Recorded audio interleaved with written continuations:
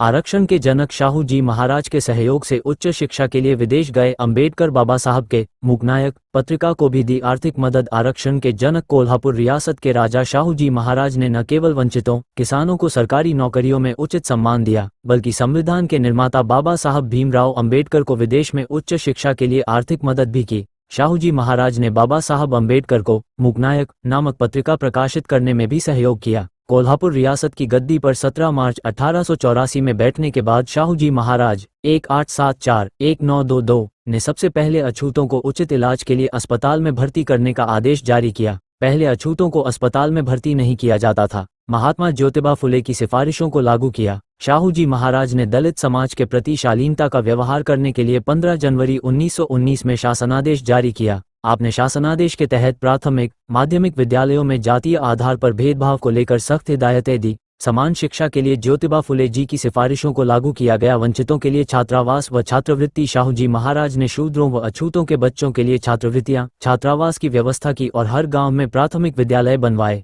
महिलाओं की शिक्षा के लिए 500 से 1000 तक की आबादी वाले हर गांव में कन्या विद्यालय बनवाने की योजना चलाई। कार्यकाल में 4 गुना बढ़े विद्यालय। जब शाहू जी महाराज ने सत्ता संभाली थी तो उनके राज्य में 158 प्राथमिक पाठशालाएं थीं, लेकिन उनके निधन के समय प्राथमिक विद्यालयों की संख्या बढ़कर 579 हो गई।